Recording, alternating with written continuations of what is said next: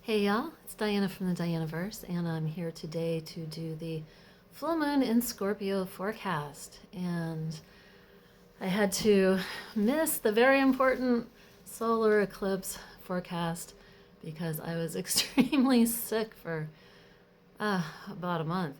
And I will get into the astrology of that a little bit more in a minute. Um, but I am back feeling quite a bit better. And I'm going to point out the astrology because I want you guys to look at where this might be happening in your chart too, so that you can be prepared to be healthy, right? I know all the herbalism and stuff, and I should know better, but I went to an event with a whole lot of people, didn't take any supplements or, excuse me, I still have a little cough, vitamins or my herbs. So karma, right, catches up with you. Okay, so we've got this full moon coming up in Scorpio.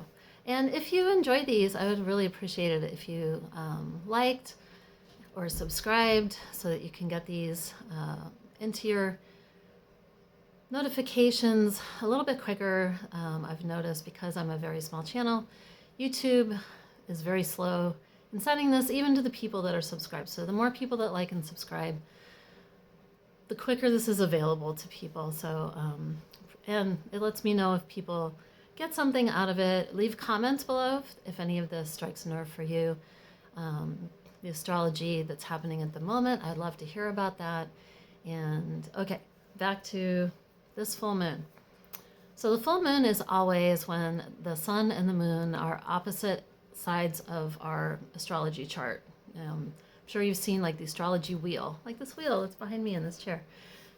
So you'll have the moon here and like, let's see if I can get this more opposite, sun there. And so the moon is really reflecting the full light of the sun back to us from our viewpoint here on Earth. And that's what creates our full moon. So they're always, they call them axes. Like in this particular one, the sun has just gone into Taurus. Now that moon in the opposite end of the chart is going to be in Scorpio. So it's reflecting the other side of the year back to us too. So if you have things you're wrapping up from like last October,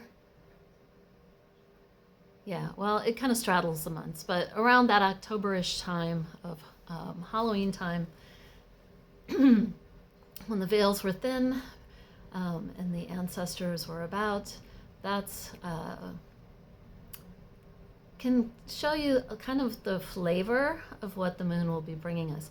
Now, the sun right now is in Taurus, which is Beltane, and that is the fertile time of the year when all the flowers are blooming. Here on the West Coast, around Seattle, definitely everything is blooming.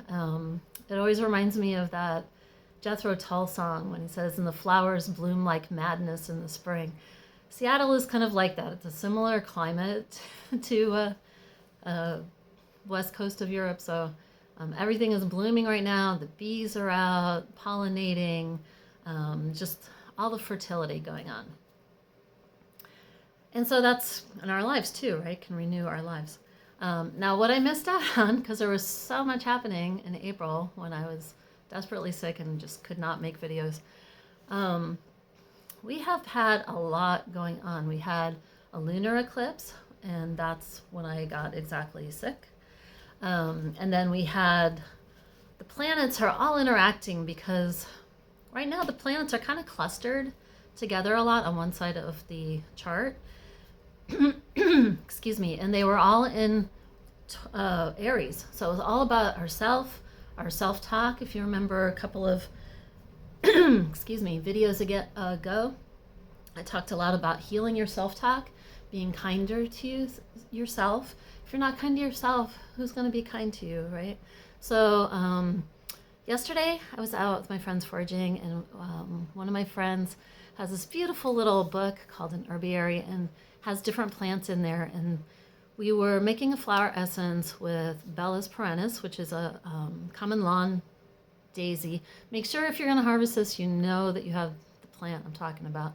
But it's not really hard to ID. And it talked a lot about getting a picture of yourself as a small child. What is my phone doing? Oh. And then using that photo to create a beautiful collage, like make a copy of it and then put like these little daisies all around it, and like embracing yourself, your inner self, your vulnerable self, your before you got jaded and had to deal with the world and other people, because we can always feel sympathy for children, is what it said. So in order to feel sympathy for yourself, it helps to have a photo of yourself when you know you were more vulnerable and innocent in the world. And I thought that was a beautiful thought, and really tied into the astrology, what I've been saying about healing your self-talk, because Chiron is there in Aries, the wounded healer, and Aries about the self. So healing things with yourself. Mercury is in there retrograde. So like going back over your stories, your things, and finding a way to talk to yourself about it in a kinder way. Like instead of being judgmental, just ask how you can help or what would make this better. That's kind of where I've been at. Now I really decided apparently to do a big purge for the just before the total eclipse. I belong to Astrology Hub, so I follow along with, because they have wonderful lessons and activities that you can do to follow the astrology, and I really enjoy it and always learn things. But this year we did a composting board and got rid of stuff, and boy, I guess that hit me hard because, okay, so the astrology of me being sick, this is what happened.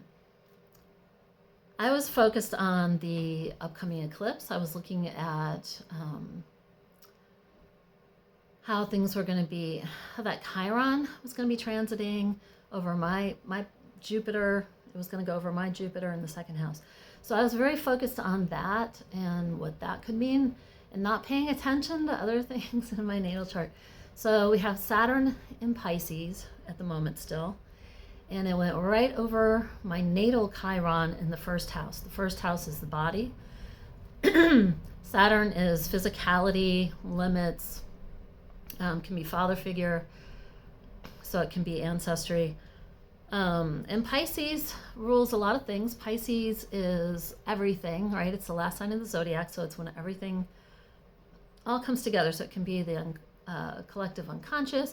It also rules viruses, which, if you think about viruses, they're kind of a social animal, right? Like whatever you want to call a virus. They say it's not living, but it's DNA, and it also can mutate. So I think there's something there that's moving, even if it's not a creature like we typically think of a creature.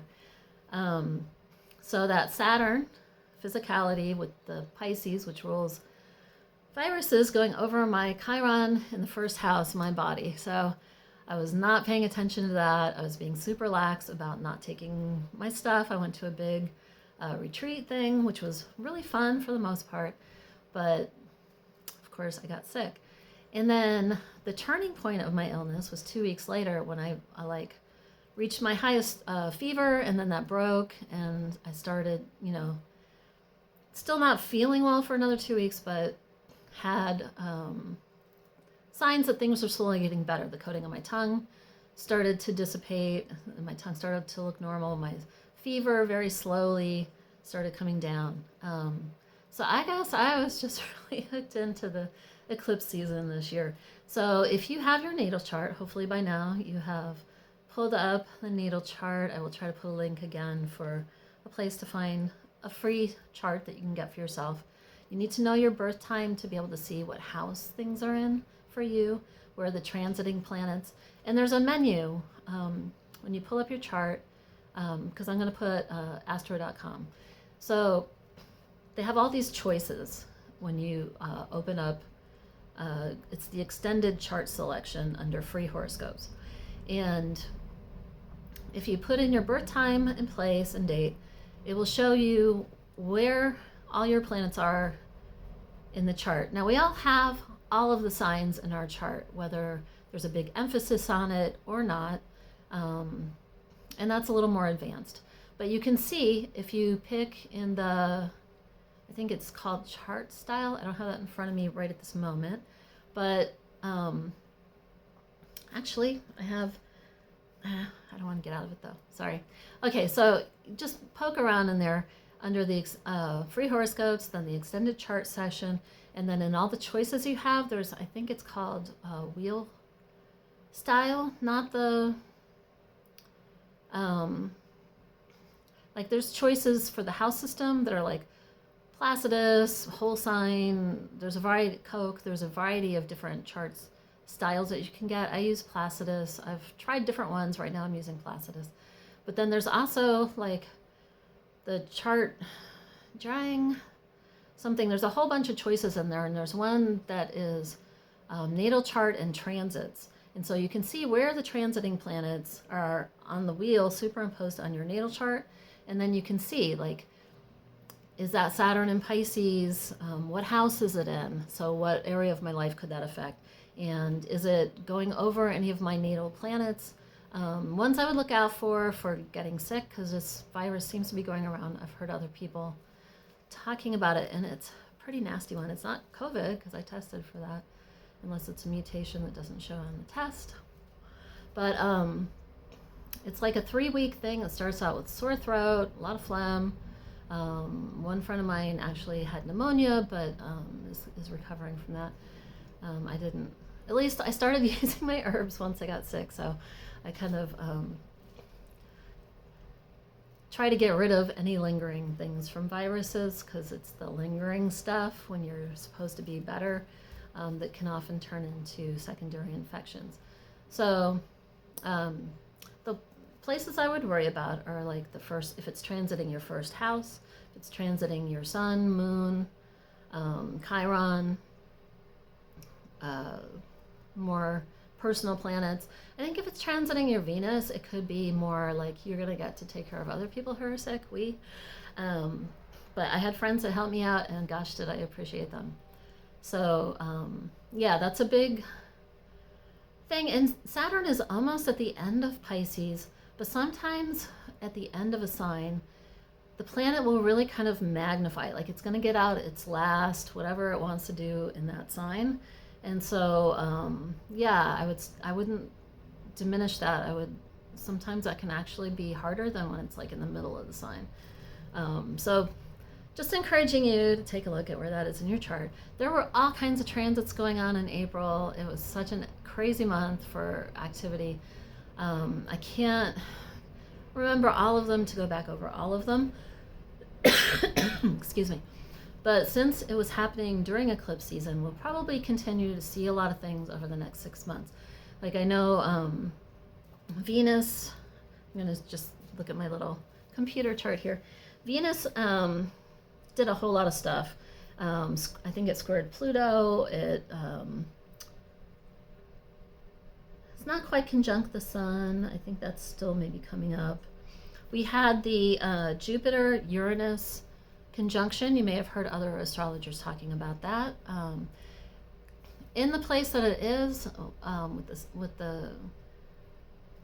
because that was also like in a T-square with Pluto. And the last time that happened was like 81, 84 years ago. So that's a fairly rare transit. Now, Jupiter makes things bigger.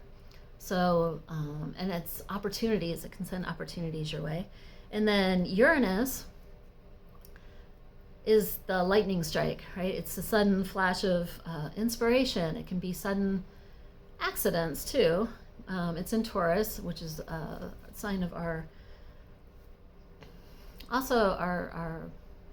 body in a way that where it meets the outside world. So it can be like how you bounce against other influences. It can be your resources. It can be jobs. It can be relationships. So if you had any like invitations to some new unexpected jobs or relationships, I wouldn't just jump into anything blindly, but if it's along the lines of things they've been working towards, but it's just like suddenly this new opportunity.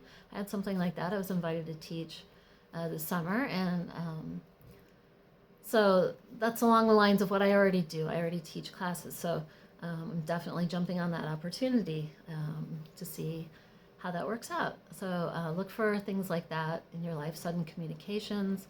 If you have a lot of anxiety or are struggling with mental health, I would try to get help with that, like Venus rules Taurus, which Jupiter and Uranus are in. And so that can be like finding a really trusted advisor, mentor, someone who's very helpful, because you can see an exaggeration of anxiety or spikes in mental illness with that Uranus in there. I thought of it when I saw the guy that set himself on fire outside of Trump's trial. I'm not even sure what he was really trying to say, but clearly was having some kind of break from his own well-being, obviously, to submit himself to such a painful death, which is sad. So like I said, we have a lot of the planets clustered kind of on one side of the wheel right now. So it's Pisces, Aries, and then Taurus. Everything is kind of on that side of the wheel. And then the moon is going to be like the fulcrum point on the other end. So sometimes they call that like a bucket. I think there's another name too, but I can't think of that right now. And so it's like everything kind of pivots around that point from the moon. So I just did my vision boards because I've learned to do that in Aries season. I managed to get that done despite being really sick. And it's kind of the beginning of the year, right? Because Aries is the first sign of the zodiac. And way back before Christianity, whatever, a lot of people celebrated the year then. Even if you think of like the Chinese New Year, it's during Pisces season, but the next thing that's going to be happening is Aries. So it's kind of like the fresh start.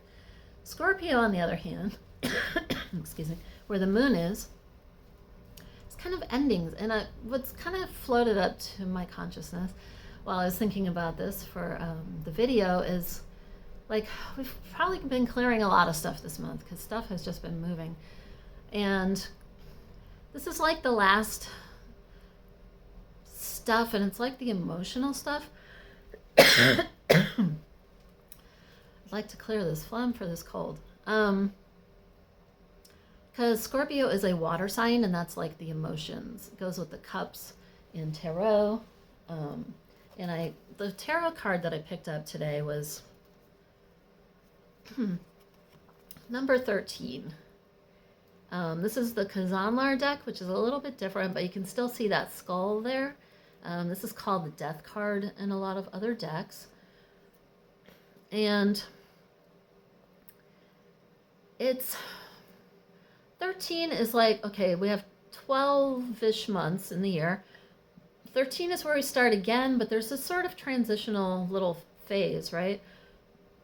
It's one of those kind of liminal times, like right before Beltane. We wrap everything up. We just had all these eclipses. At least this year, the timing is falling out this way. So the things that are left over, maybe things from the fall, could be ancestral things like family secrets. Skeleton can be the skeleton in the closet. It can be some literal death. Like I did see a whole bunch of people that on Facebook, because I was on Facebook, a lot of people posting that people passed over during the solar eclipse. So it can be literal transitioning. It can also just be things that we're letting go of from the past, things that don't serve us anymore, ancestral stuff, the skeletons, all the stories that went with those. You never really, Einstein said matter never disappears, it just turns into something else. I'm really paraphrasing there. So the stuff doesn't disappear, but it can be turned into a different story, like the way that we tell stories. And these can be stories you didn't know about, and now they're popping up, so that can be interesting. Taurus rules the second house. It can be things about finances that pop up that you weren't aware of, especially finances with other people. Um, and there's Pluto in the mix because it was in that T-square for this particular full moon. So if you can find a way to turn those hidden things into something valuable for you, and this can be very personal. Scorpio often keeps things very close to the chest, right? But Scorpio also rules like the minerals under the ground.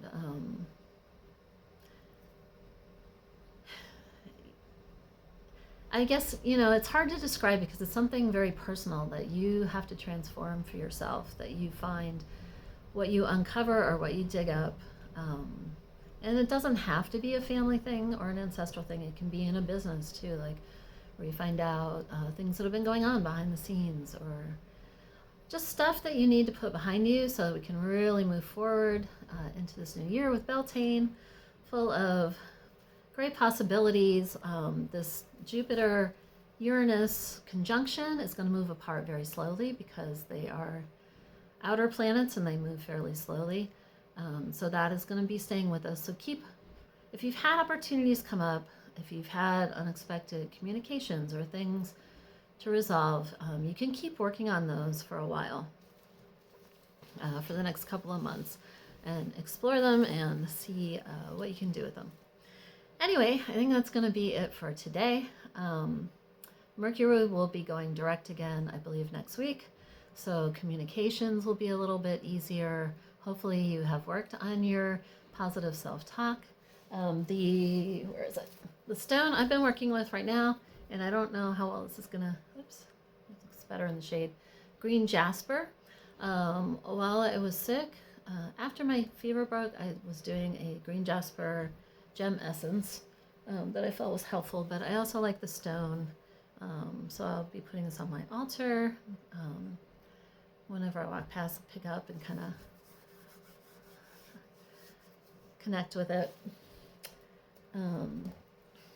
The herbs that I'm working with at the moment, I think with so much energy moving, it can really help to do strengthening herbs like ashwagandha. Remember that ashwagandha is better extracted with oils, so you want to put a splash of cream or full fat coconut milk, or even just a little teaspoon of coconut oil if you're making a tea or a decoction or something.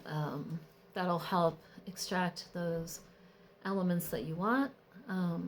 The other herb that I've been working with, which is really like ready for us in the fall, so I guess maybe that's part of my Scorpio practice right now, is hops.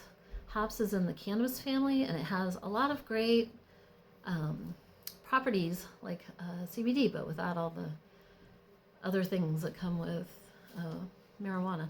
So hops is great calming for the nervous system. You don't want to overdo it. It has valerianic acid, so if you overdo it, you can kind of have the reverse effect afterwards. But small amounts of hops, I don't really drink these days, so you can get it in beer. I'm doing tea. When I harvest my hops in the fall, I put them in the freezer. They keep the best that way, but you can also dry them and they'll still have some oomph to them. So those are the herbs I'm working with. That's the stone that I'm working with. I already showed you the tarot card, and I think that wraps it up for today. I hope you guys have a productive full moon, that it gets you in the right place in your feelings, and with that Scorpio being that water sign. And hopefully I'll be fine, and we'll see you again at the next lunation. All right, take care, y'all. Bye.